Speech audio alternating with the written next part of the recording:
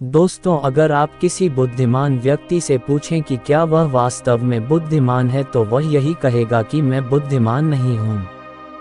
इसलिए नहीं कि ऐसा कहने से उसकी बुद्धिमानी कम हो जाएगी, बल्कि इसलिए कि ऐसा कहने की व्यर्थता को वो अच्छे से देख और समझ सकता है।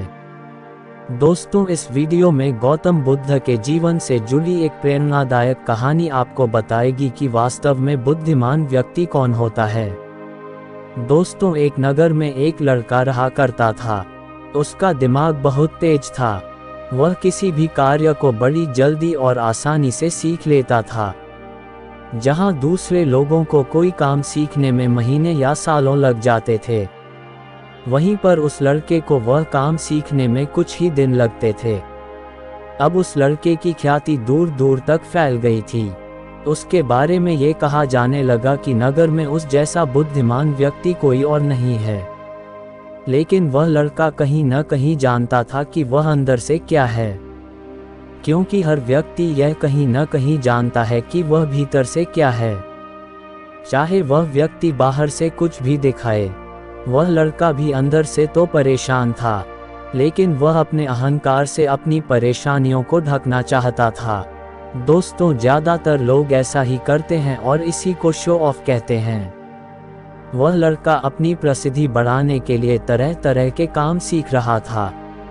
वह चित्रकारी करना जानता था, वह मूर्ति बना सकता था, वह गीत गा सकता था, और वह लड़का दुनिया जहान के हर वो काम सीख चुका था जो उसने अब तक देखे हुए थे। इसलिए उसे अपनी बुद्धिमानी पर बहुत घमंड था, क्योंकि वह लड़का सोचता था कि कोई भी साधारण व्यक्ति एक काम कर सकता है, दो काम कर सकता है, या फिर ज़्यादा से ज़्यादा 3 काम कर सकता है।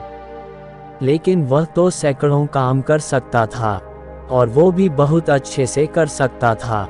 इसीलिए उसको अपनी बुद्धिमानी पर अहंकार था। वह लड़का इस बात को अंदर ही अंदर मान चुका था कि उसके जितना बुद्धिमान व्यक्ति इस संसार में और कोई नहीं है। एक दिन उसका सामना गौतम बुद्ध से होता है। अब उसको पहली बार एक ऐसा व्यक्ति दिखता है जिससे उसको ईर्ष्या होने लगती है। अब तक उसने ऐसे लोग देखे थे जो उससे ईर्ष्या करते थे। अब जहां ईर्ष्या होती है वहां तुलना का होना तो स्वाभाविक है। अब गौतम बुद्ध को देखकर वह लड़का अपनी तुलना गौतम बुद्ध से करने लगता है। वह देखता है कि बुद्ध के पास तो एक भिक्षा का कटोरा है, लेकिन उसके पास धन की कोई कमी नहीं है।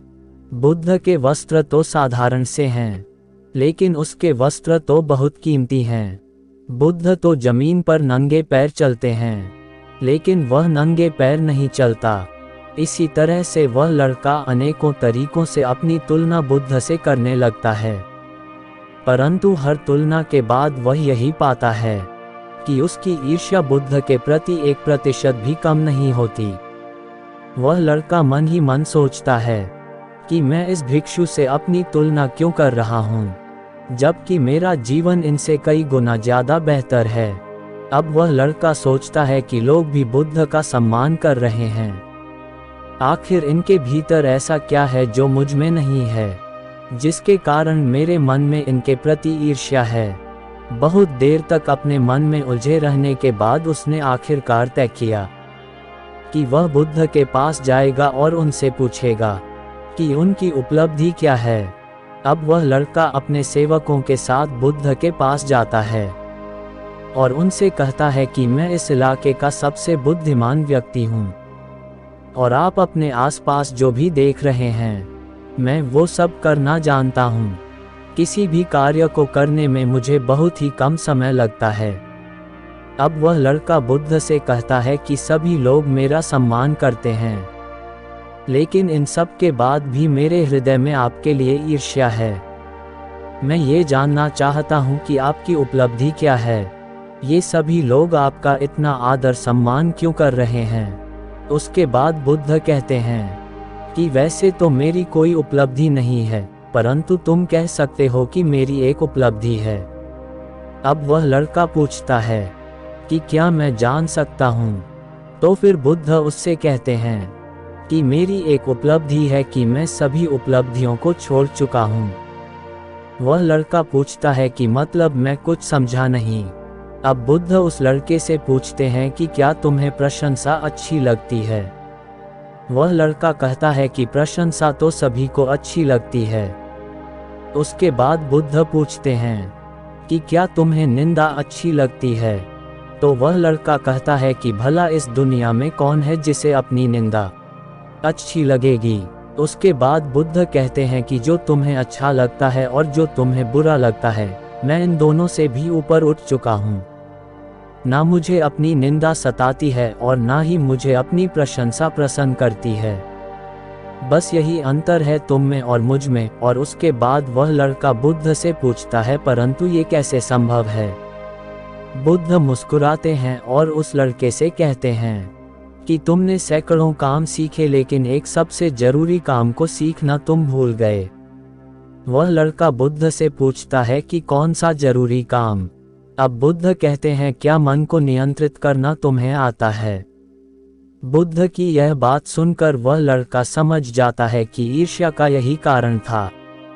इसके बाद बुद्ध कहते हैं कि जिस व्यक्ति ने सारे जगत को जीत लिया लेकिन अपने मन को नहीं जीता, उसने कुछ भी नहीं जीता। और जिसने अपने मन को जीत लिया किंतु अपना सब कुछ गंवाकर, उसने सब कुछ जीत लिया। क्योंकि वास्तव में बुद्धिमान व्यक्ति वही है जो अपने मन का शासक है, वह नहीं जो अपने मन का गुलाम है।